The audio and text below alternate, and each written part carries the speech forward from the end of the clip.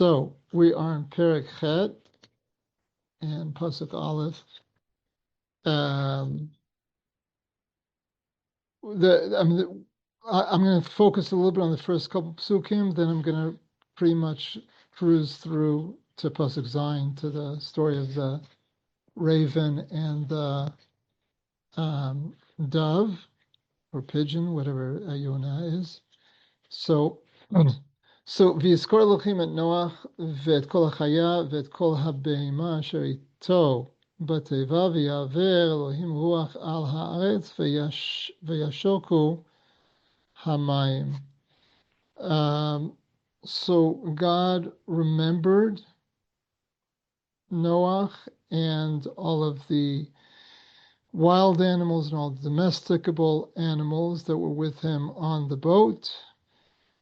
And God passed a spirit of wind over the earth, and the waters were stopped. Or ebbed, if you want. The waters ebbed, like to move backwards towards being more concentrated at a lower level. Okay, so you all prepared some of the Rashis today? Yeah. Okay. So good. So what does Rashi notice? The first thing Rashi notices in Pasuk Aleph. What word does he pay attention to? Hashem's name. I think I heard Orly say the right word. What was it? Hashem's name. Yeah, right. Okay. Ita, I don't know. You said something else, right? Yeah. Okay. But you're muted, but you're still muted. Yeah, I said something else. Okay. Great. Right. So yeah, God's name, right? What's strange about God's name that Rashi should, God's name appears all the time, right? So why does Rashi pay attention to it here? What's bothering him? Ita, what's bothering him? That it's unusual in this, like Elohim versus Hashem. Right. Why is it unusual here? Because it's Midas Hadin, And and here, he's taking away the water. yeah, right. So he's doing something which seems merciful, right? So Rashi points out, so it's interesting Rashi that points out that the Midat Hadin has a merciful side and the Midat HaRachamim has a harsh side, which is interesting, right? I'm not talking heavy Kabbalah, but you probably know from the Sfirat HaOmer that we speak about Chesed Shebegvura or Gvura Shebechesed. Each of the Sfirot have subsections.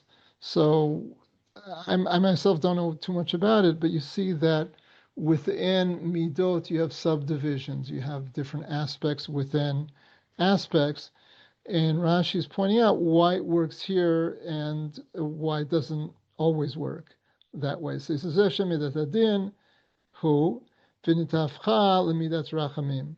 Right, this name of God is flipped over into being the trait of kindness, of mercy, al yodei tfilat tzaddikim, which can happen through the prayers of the tzaddikim. The tzaddikim can work with that aspect of God and turn it over into midat rachamim. He says the same is true the opposite way. V'rishatam sh'rishayim hofechet midat rachamim l'midat adin. Shneimar, he gives an example of that. V'yar Hashem ki rabba ra'at ha'adam. Right. I think we pointed that out when we were looking at it in Perek Vav, that it was God who, at the beginning, by the flood, before the flood, was looking at the evil of mankind and V'yamar Hashem, I'm going to destroy them, I'm going to wipe them out. U'shemidat rachamim. There, it's midat harachamim, getting ready to destroy the world. Hi, Ariel. Welcome. Thank you. Hi. So, So you just missed the first Rashi, or at least the part of the first Rashi, and we're on to the second Rashi, um, and over there, um, what's bothering Rashi in the second Rashi? V'yisraelim et Noach. Anyone?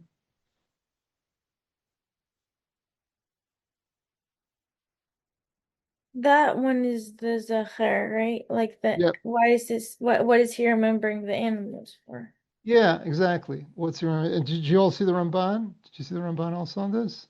No. Okay. Next time.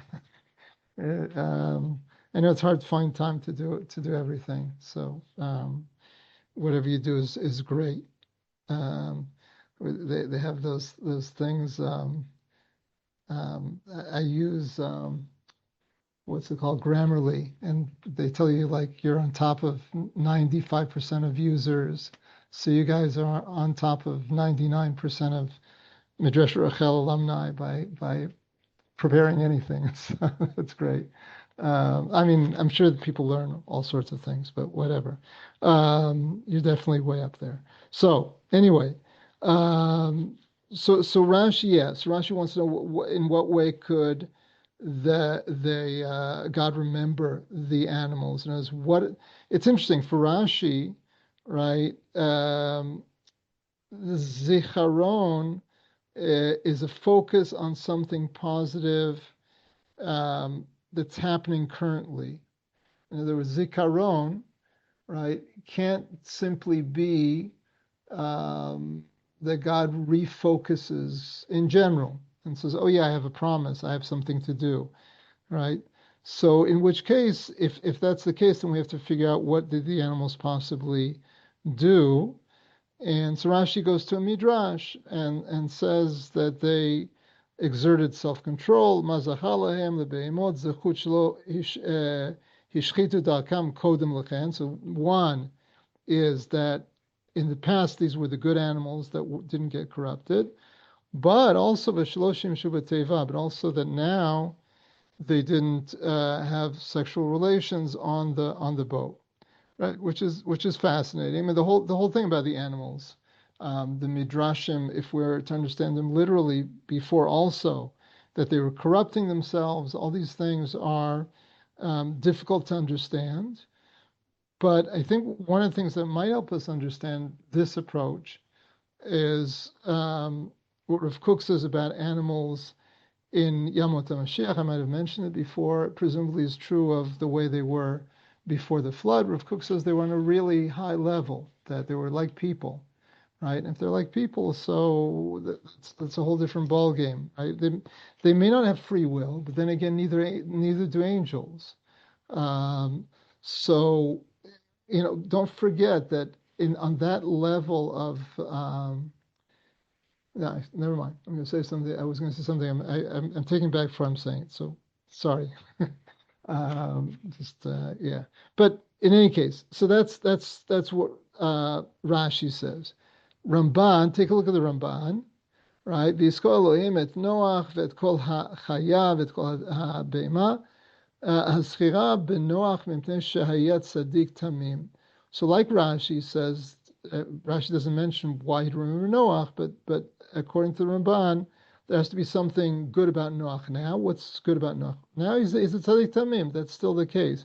V'chat lo brit, latzilo, and he has a covenant, right, a pact with Noach. God does.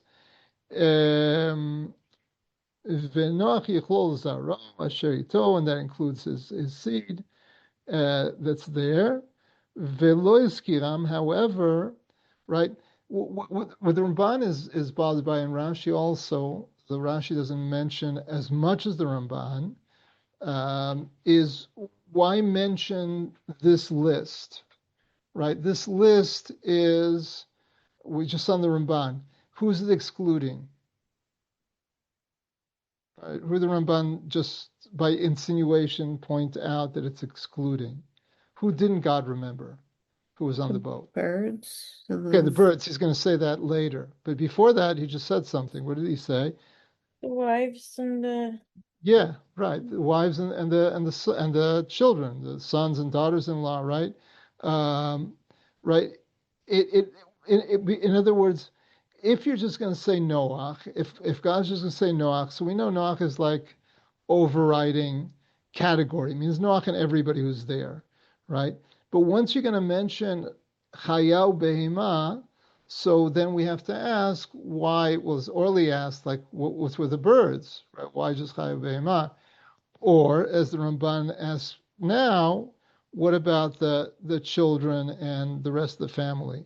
So he says two things. He says, first of all, they're included in Noach, but he also says, Velo Hiskiram, he didn't mention them, meaning the Torah didn't mention them, Ki B'schutam, uh,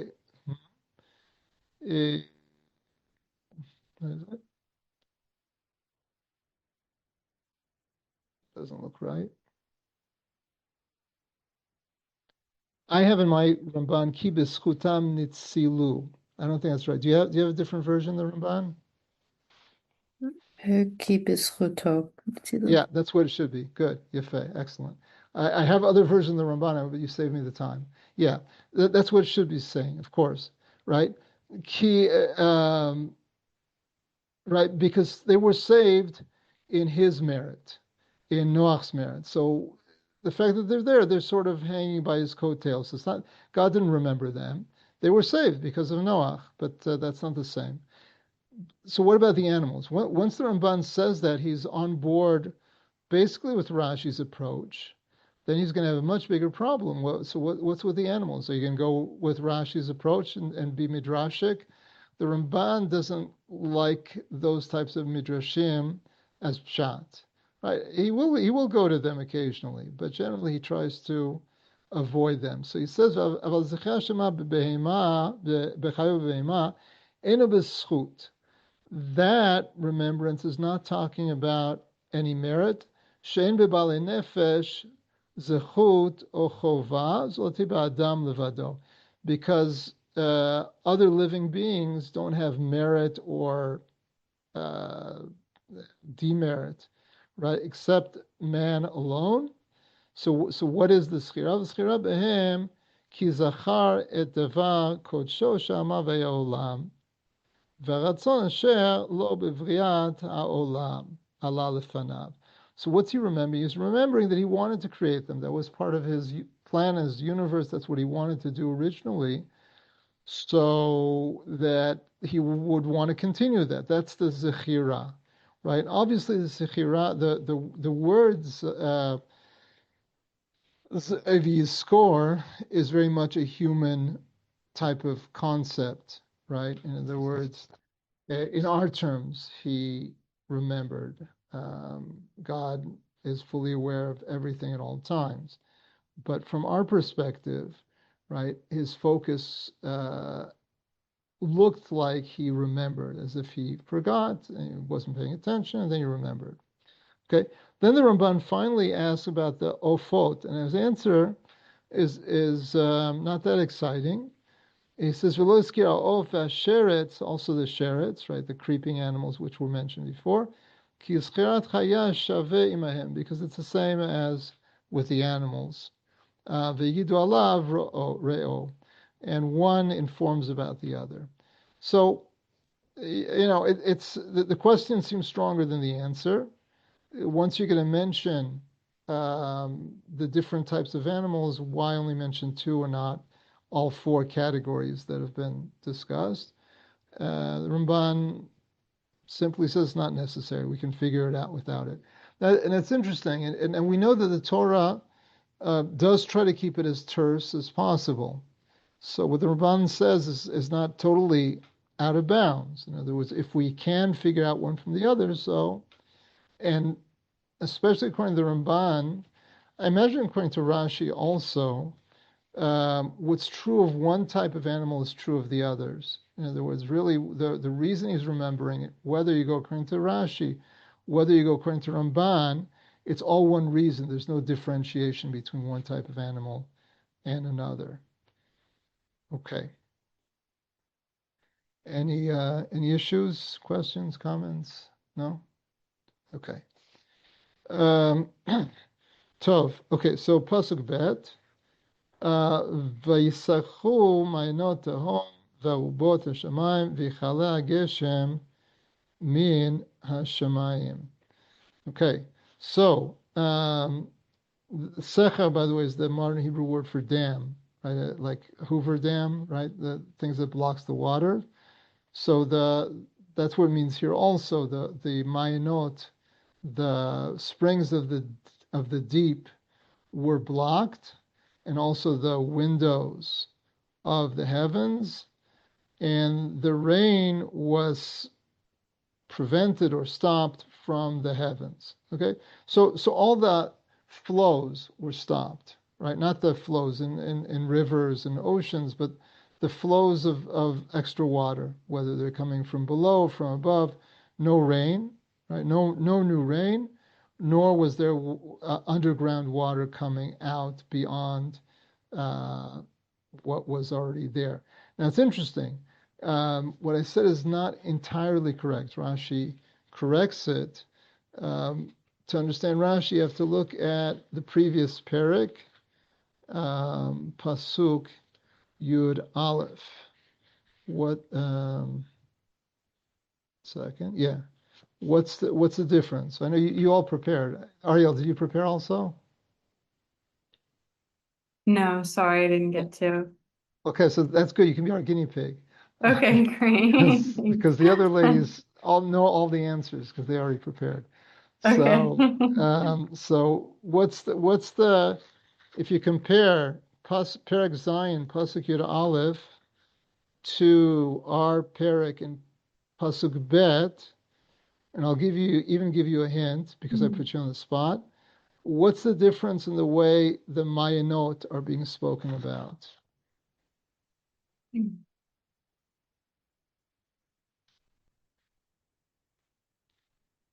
Okay, so it says Kol Mayanot Tehom Rabbah in Yud Aleph, Right. whereas in our pasuk it says Mayanot Tehom. Right. So what's the difference? Um, You said it. so it doesn't say Rabbah after Tehom. It just says Mayanot That's true. Tehom. Yeah, that's true. But there was another Rabba word. Teshuvah, There was another word. Wait, let me see. What am I missing? So before Mayanot, right? What does it say here? In Yud Aleph or in Pasuk Beis? Well, start with Pasuk Bet. What does it say before Mayanot? V'yisachru, Okay. Mayanot. And what does it say over there? And then over there it says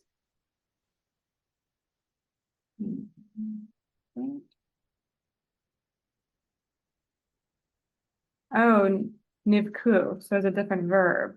So that yeah, and after Nifku. Oh, after Nivku, Kol Mayanot. Right. So that's the difference. The word kol. Oh, the right? word Kol. Okay, Yeah. every versus okay. Right. Nifkaru and niskaru, or what's has the verb form here? Visachru. Right. That's expected because it's opposite things going on. In the first one they open up, and the second one they close up. Okay. But we're talking about the same mayanot, right? God opened them, and God closed them. But Rashi notices, which that's his job, that here, I mean, it's interesting, he doesn't pick up on Tehom Rabbah, which is fascinating, and I don't know why not, and I don't know if, what to do about that. So it's great you notice that, Kol HaKavod. But what Rashi notices or feels is important to notice is Kol, right? So every single spring was opened up, right? That seems to be what it says over there. And presumably all these springs that opened up, meaning that weren't already open, these seem to be new springs, right? Are not all of them seem to be closed up. And Rashi says that's exactly right. So take a look at Rashi on Bet, right? He says, "Kushiniftechu k'tiv kol mayanot v'kan ein k'tiv kol," right? So just what we said over there, it says all. Here it doesn't say all. לפי שנשתיירו מהם אותן שיש בהם צורך לעולם. Because he retained from them those that were needed for the world, right? Meaning some of the Mayanot that he opened, he kept open because the world needed them. Kagon, Chami Tiveria, Bekiltze Behem, like the springs of Tiveria and those that are similar, right? When we talk about the springs of Tiveria, anybody, I know you don't have to have been there. I mean, I've never been there, but what type of springs is he talking about? Hot Anyone know? spring. Yeah, hot springs, exactly. Yeah. Exactly. In other words, according to Rashi, that was something that was only created after the flood, right? And these are good, hot springs are generally good. They were used, by the way, in the time of the Talmud for heating. I mean, not just for heating people, but here heating water, right? Obviously, it's a source of energy, right? So that's a good thing. But according to Rashi, this is something that we see was added to the world at the time of the flood, something that God opened, meaning changed the nature of the world, and retained. So it's very interesting. So from the Mabul, which is primarily negative, right? People don't live as long afterwards. I think we saw someone say that that's why meat was allowed after that. The nature of people, whatever things were generally not as good before after the flood as they were before the flood. But this one thing is actually an improvement. Okay. Beseder. Okay, let's go on. I said the next few verses I'm going to zip through till we get to Pasuk Zayin. V'yeshuva amayim me'al ha'aretz halach v'shov v'yachseru amayim miktzeh hamishim u'me'at yom. So the waters withdrew from upon the earth, coming and going. Right, you know how waters go. I mean, if you've been to the beach, right, and especially in oceans, right, there's a tide going back and forth. Right, so that's the way of waters, and the waters lessened at the end of 150 days, right? Presumably, right, they lessened to the point, as we'll see in the next verse, that the land started showing. The Tanakh in Pasuk Daled, the Tanakh HaTeva b'chodesh Hashvi b'shiva asar yom lechodesh al harei Ararat, that the ark rested on the 7th month, on the 17th day of the month, on the hills of Ararat. Right? Remember, there's a machloket whether the world starts that we're counting from Chodesh. What do you call it? From Chodesh Nisan or Chodesh Tishrei. But my wife noticed yesterday that the anniversary of this event was actually yesterday, according to one opinion, right? The 17th, right? We're dealing with 7th month, so according to the opinion that the first month is Nisan, so the 7th month is Cheshvan, our month, on the 17th. Okay, so that was yesterday. So, in any case, it lands on the mountains of Ararat, which presumably are in Turkey. והמים היו הלוך והסור עד החודש העשירי והעשירי באחד לחודש נראו ראשי ההרים. Right, the waters kept coming and going until the 10th month. On the 10th day, on the first of the month, the tops of the hills became visible. Okay. So, okay. Pasuk Vav Yemeketz 40 Yom V'Yiftach Noach Et Chalon HaTeva Asher Asa. So it was on the end of 40 days after this that Noach opened the window of the ark that he had made. Right? If you remember when we spoke about the Tzohar, so there was a machloket whether this window is the Tzohar or not. Right? We saw one opinion that there was two things going on. There was both a window, which was sometimes used as a Tzohar, as a source of light, and sometimes they need something else to use as a source of light, and Sohar just means light. Okay. In any case, he opens the window. V'yishlach et ha'orev v'yitzei yitzo v'shov ad yevoshet hamayim al haaretz. Okay, so I want to translate that. I'm going to translate the next verse also, and then I want to go back to speaking about the Orev. So he sent out the raven, and it went out, and it returned until the drying of the water from upon the earth. Okay, pasuk chet v'yishlach et Yonah meito lirot hakalu hamayim al pnei hadama, and the Yonah, and he sent the dove from with him to see if the waters had lessened from upon the face of the earth. Okay, so these two psukim are very different. Right, it's interesting. Ita, did you look at any of the other Meforshim besides Rashi on this? No. Okay. So there's a lot of differences, right, between the sending of these two animals, which by and large Rashi does not concern himself with. Presumably. So you tell me, what's the difference? Why is Rashi, when we saw in Pasuk Bet, right, it says Mayanot, and before it said Kol Mayanot, Rashi was very worried about that.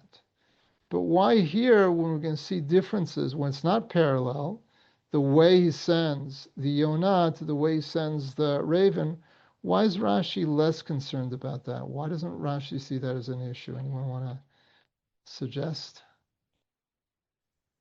Is it because Rashi understands that the nature of each bird is different? The raven acts Good. differently, is expected to act differently from the Yonah. Good. So that's correct. Can you abstract that into a more general idea? It's sort of a given, like it's not necessary What's for a him to given? comment It's not necessarily comment when and what. when there's like a universal understanding. So- When it's talking Oh, about two different subjects. yeah, good. That's right. Oh, okay. Ita was more recently by me, so she was. I'm rusty. You're I need to find that sheet from your class. That's right. That's right. Yeah. Ita Ariel was you a year before you, so she's that your advantage is that you were more recent. So yeah, so that's correct. Yeah, that we're dealing with two different things, right? In other words, when do we expect parallelism? When the two variables appear to be the same. For example, when we had in last week's parsha, right? You have Avimelech taking Sarah, right? The same way that Paro took Sarah. And if you remember the first case where Paro sent Avram away after that story, so he sends him away as opposed to Avimelech, who says, take your wife and you can have you can stay anywhere you want in my land. So Rashi asks, why isn't it parallel? Okay, so what's Rashi assuming about Paro and Avimelech? they would act in the same way. That's right. That they're pretty much interchangeable, right? They're mediocre kings. Okay, mediocre kings act with a certain type of responsibility, right? Meaning, when I say mediocre, I mean they're not bad kings. Okay, so we expect them to act with a certain amount of decency in that case, and that in that case, what Avimelech did was the appropriate thing. What Paro did under normal circumstances was not the appropriate thing. So what's the difference? So Rashi says, what the difference is not in the kings, the difference is in the countries. That Egypt is not a place where good Jewish girls stay. Right? That's essentially what Rashi said. If you see, take a look on your own. Okay, but yeah. So here you have the Yonah and the Orev, and they are different creatures, very different creatures, and therefore it would be expected that there's differences in not just the behavior, but the way it's described. That said, some of the other Mefarshim, like the Orach Chaim and like Rav Hirsch, notice some interesting things, right? So let me ask you, and feel free to say what comes to your mind first without being afraid of being wrong. Why did Noach send out the raven?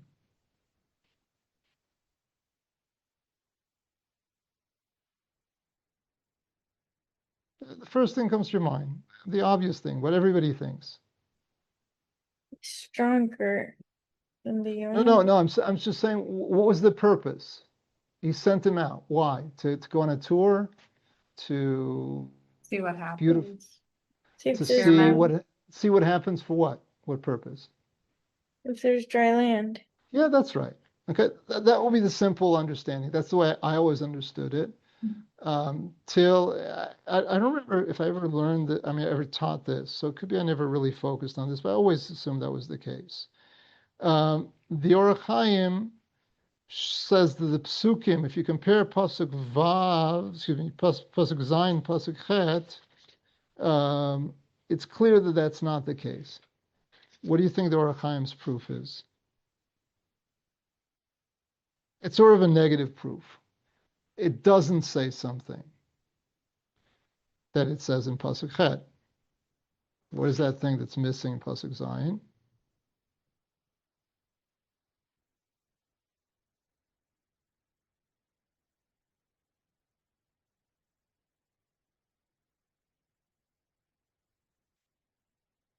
In Clear pasuk oak. chet, it's lirot hakalu amayim. Yeah, right. In other words, the reason for the dove is given b'feirush, right? If the same is true of the right, if you're going to spare words, and the same reason for both was to see if the waters had lessened, which verse should it be in, Zayin or Chet?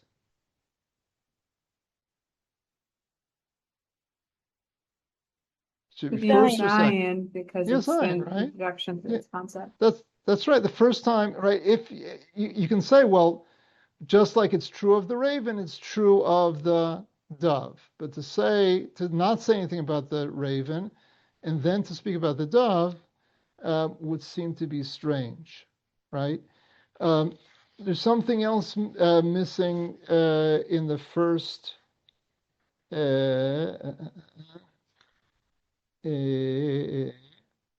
Yeah, in the first phrase, there's something missing that you have by the Yonah that you don't have by the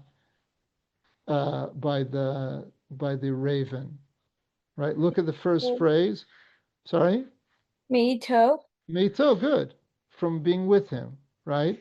Rav Hirsch notices that, right? Presumably those things are significant, right? Even if you want to say it's not a question that Rashi is forced to answer, right? Nonetheless, it would help us understand this a little bit better. So before we get to the Orach Chaim's explanation, I want to, again, no one saw the Redaka, the Chizkuni, I take it, but assuming what everybody assumes, that the raven was sent out to see if there was significant dry stuff out there, right? Vegetation, and whether it was time to go out of the teva.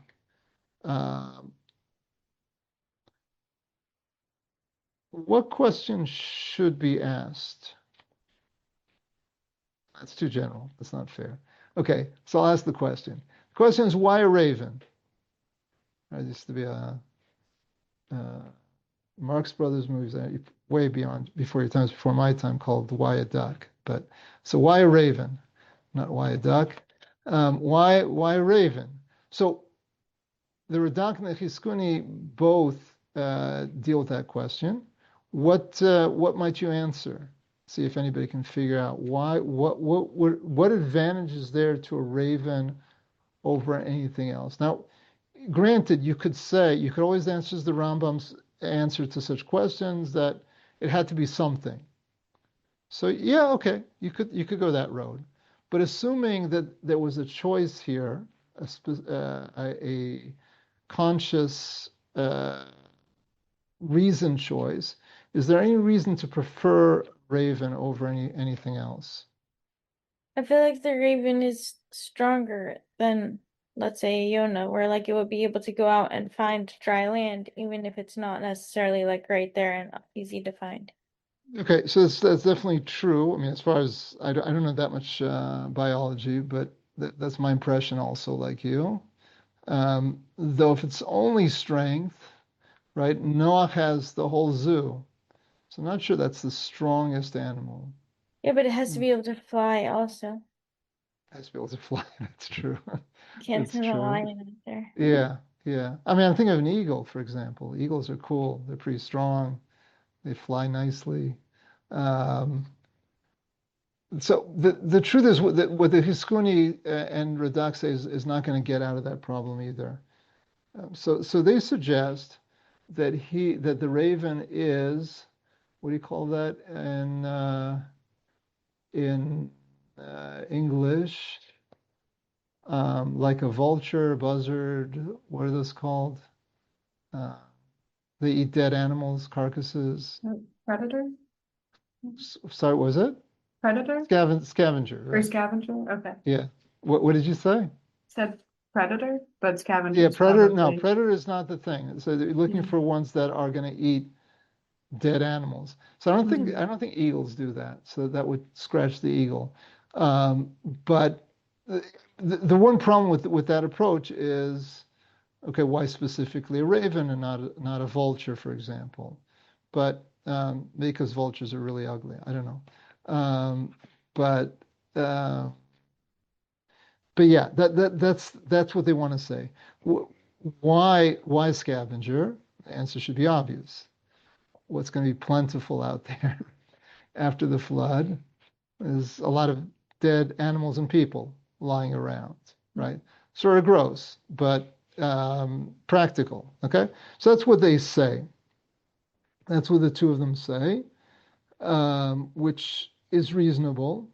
The only problem is doesn't really. I mean, first of all, the problem of why specifically raven as opposed to other scavengers, but more importantly, I think that Orach Chaim's question is very strong, right? Why doesn't it say that was what Noach wanted when it says it in the next verse? So the Orach Chaim says something which is midrashic. He says that the bird was being punished. He was being sent out because punished, right? Remember Rashi said that the animals didn't have relations on the boat. So the Midrash is the raven was the one animal that didn't listen to that. Now, the advantage of the Midrash, by the way, is that it pinpoints specifically the raven, right? As opposed to the answers that we've given before. Why raven, not a buzzard? It was being punished, right? And then Rashi's Yatzov Veshuv also works well, right? Why is he coming back and forth? So he's, and take a quick look at Rashi. Yatzav Eshov holech umakif svivot teva v'lo alach right? So according to Rashi, Rashi assumes, by the way, like we did at the beginning, that he is in fact not like the Orach Chaim.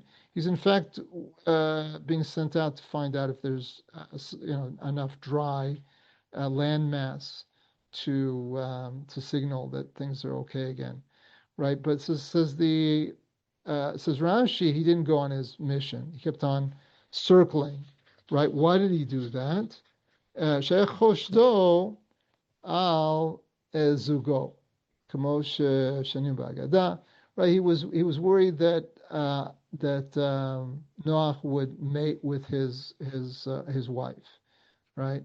So again, this is the type of creature that he is, right? So there's this midrashic tradition that the Orev is a problematic animal, right? Orev, ravens, crows, I mean, they definitely have a very unusual personality as far as animals go. So however one wants to understand it, that this is how the pasuk is understood by the midrashim, right?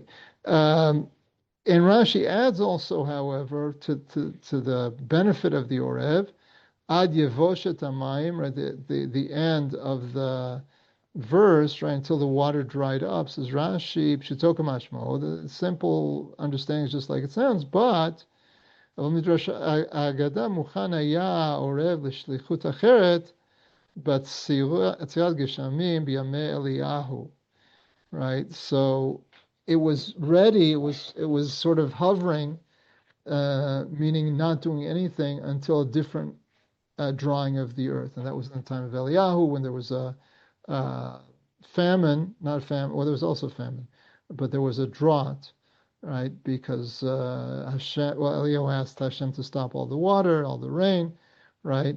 And the Orvim, the ravens would bring him lechem basar. They would bring him bread and meat, right? So they sort of redeemed themselves at that point. So, okay, let's go on. Let's see. Yeah, okay, it's good enough. So, pasuk tet. ולא מצא היונה מנוח לכף רגלה ותשוב אליו אל התיבה כי מים על פני כל הארץ וישלח ידו ויקהה ויבא אותה אליו אל התיבה. So the Yonah, the dove, did not find rest for its feet, and it returned to Noach, to the boat, because there was water still over all the face of the earth, and he stuck out his hand, and he brought it in, and he brought it to him into the boat. V'yachal od shiva yamim acherim v'Yosef shlach et hayonah min hateva. Right, Noach waited another 7 days, and he sent again the Yonah from the boat. V'tavo elav hayonah le'et erev v'nei ale zayit taraf b'fiya v'yada Noach ki kalu hamayim al haaretz. Okay, so and the dove came to him at the time of evening, and behold, there was an olive leaf grabbed in its mouth, and Noach knew that the water had lessened from on the earth. Sorry. Okay, so.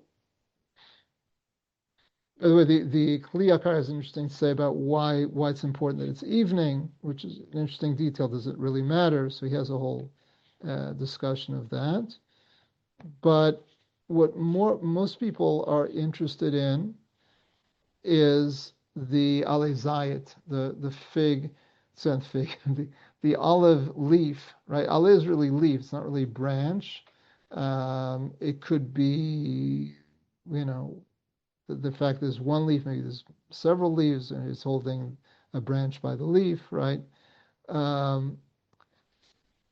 So, right, that's become a symbol. It refers, interestingly, based on the Rashi, that for the Jews, that symbol is not a symbol of peace, right? There's no indication that there's peace here. I mean, it's peaceful because everybody's dead, but that's not presumably what we envision.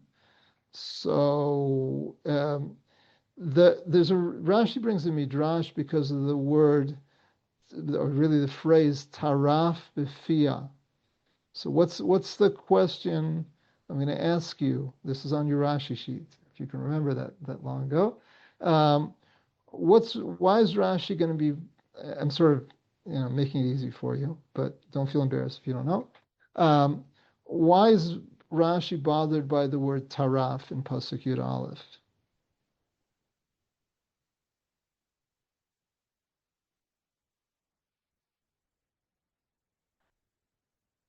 No one?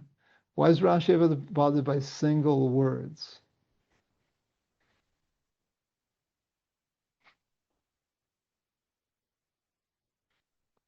Maybe because it's Sachar.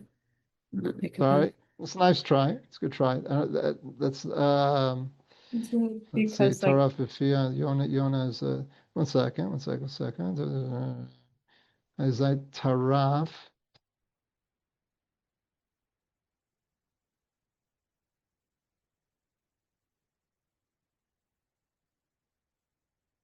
Okay. I mean, it's interesting. I'm not sure the grammar here. Apparently, it's not a problem, but you on the surface seems like a good question, right? Tarfa b'fia. I think it's referring to the ale, not the yona. But okay, that's not what Rashi's bothered by. Someone else is going to say something. yeah, this is just a guess. Is it because elsewhere in Tanakh, it's referred to differently? Like Good. So good. Ale Yes. Zayit instead of Taraf, maybe it says something else. Yeah. Good. So essentially, what you're saying is taraf is an unusual word for Right. this idea, right? I would say chataf, right? Grabbed, right? Right. The truth is, I don't know how often this, or if at all, that this exact idea comes up anywhere else, but similar situations, you don't see this word. The truth is, you don't see this word frequently at all. You see it by treifa, but it's a whole different connotation. So taraf is to grab, to snap up. It's also to rip up. That's where the word treifa in terms of kashrut comes up. Treif, right? Treif comes from the word treifa, right? It's all from this root. Rashi sees it as an unusual word. So let's take a look at what Rashi says on Yud Aleph. Start b'fia. So Omer Ani. Second. Okay. So he answers you. So the first Rashi, very good. So okay. So excellent, Ariel. So Rashi does deal with. I forgot that Rashi. The first Rashi does deal with the issue of Zachar Nekeva, but essentially what Rashi says is ultimately what I said. It's not a problem, right? He says that the word Yonah can be used both as masculine and feminine. One second. Yeah, that the Yonah can be masculine and feminine, both. Yeah. Uh, yeah. Okay. So good. So that's excellent that you picked that up, and you see that Rashi deals with it, and Leisure, you can take a look at it. But look at the second Rashi, right? That's the one I wanted to talk about. So taraf. First of all, he gives a word that we're more familiar with, the word I told you before, chataf, which means to grab. Snapped it up, right? Snapped up the olive leaf. However, Midrash Agada, Lashon Mazon. So the word teref, right, we do see elsewhere in Tanakh as food, right? And based on that, right, so Midrash Agada, Lashon Mazon, Darshu, Bifia, and they continued explicating also the next word, bifia, right? That she had food, that the olive leaf, which I doubt that are edible for yonot, for doves, but I don't know for sure.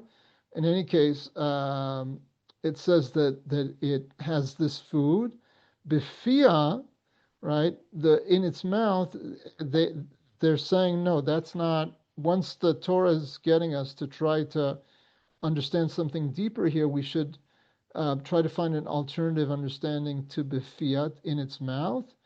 And says Rashi, that language is lashon ma'amar. It's bifia, that it's saying something. It's saying that the food. How's it saying? It's saying Amra yemaznotai mirin kazait beyado shel Kadosh Baruch Hu v'lo matikin kedvash bidei basar v'dam. So it's putting an idea into the mouth of the dove, literally into his mouth, and it's saying that the dove would be saying, let my food be as bitter as the olive, as long as it's coming from Hashem, and not as sweet as honey in the hands of men. All right, so it's interesting. I mentioned Rav Hirsch. Rav Hirsch sort of changes the idea here. He in very typical of his time, he says, like I said to you, that the olive leaf is not a symbol of peace, but of the value of independence and freedom, right? Which on some level is true, not being dependent on other people, only being dependent on God. That is a value, but presumably the value is not so much being independent of people as much as being dependent on God. That the point is that security comes from God and not from anywhere, any other source. The Seder. Okay. There's an interesting Ramban on Yud Aleph, and I can go through it, but the Ramban discusses where did this tree come from. Okay, so we have to, just like we spoke about the fish before, right? Like, were there fish on the boat? Right? It seems like most people say no, that the fish survived in the water, even though there was this flood, there was hot water, there was different things going on, but the fish were able to survive. What about the trees? Were the trees able to survive? What do you think? Well, Ita says yes. It would seem that way, right? Because that's what, where it's impossible for the tree to grow overnight. Not impossible, it could be miraculous. That's one avenue. But miracles of this type, God, the Torah usually records. So it appears that there was no miracle in finding trees. That said, the Ramban points out there's a midrash that said the Yonah went to Eretz Yisrael to find the olive branch, right? We said the boat is in Turkey, right? And the Yonah goes to Eretz Yisrael. I don't know how long it takes for a Yonah, but presumably it's doable. I'm sure it's doable. Birds fly long distances. So that midrash is based on an idea that there was no flood in Eretz Yisrael. Okay? The Ramban says, wait a second, how does that work? What's the Ramban's problem? What's the Ramban's problem? Multiple times it says all of the land. Yes, that's good. It's interesting. The Ramban, as far as I recall, does not raise that issue, but it's a good point. The Ramban, again, short of, if this is naturalistic, right, says the Ramban, there are no borders, right? In other words, there's no brick wall between Eretz Yisrael and Lebanon, right, or Syria. Right, the border is open. It's flat from one place to the other, and water will go right, to the lowest place. So even if it's not raining in Eretz Israel, so water will make its way there, right? So Ramban says what he says about the rest of the world, also about Eretz Israel. He says that ultimately with this flood, right, it never tells us that it's the sort of thing where it's like a flooding river, right? It could simply be that the water level goes up. Right? There's just a lot of water coming down, but it doesn't necessarily flood, right? So according to one version, according to the Midrash that says that's what the Ramban says happened only in Eretz Israel, that everywhere else it was flooding and torrential rains, whereas in Eretz Israel it was just water, right? Or alternatively, if you don't go according to the Midrash, that's why there were trees near the ark, because the rains were never torrential. They were never flooding everything in their paths. Presumably, you have to say something like that, or you have to say that it's a miracle that Torah simply doesn't mention for us. Okay, we didn't get to Pasuk Yud Gimel. I don't think we're gonna. I mean, the next few psukim are just simply. Well, maybe Yud Bet's probably worth reading, and then Yud Gimel Yud Dal are just a summary of the end of the flood. We'll pick up from Ted Vav. Let's just read Yud Bet. V'yachal od shiva yamim acherim v'yishlach et hayonah v'lo yisfa shuv elav od. Right. So he waited another 7 days, and he sent the dove, and it did not continue to return to him again. Right. Never returned to him again. Okay. So that's a good sign to end with. The dove is out, free, having a good time, eating other things besides olives. And so, thank you for joining me, and I look forward to seeing you all next week. Thank you very much. Shavua Thank tov, my you. pleasure. Shavua tov. Shavua tov.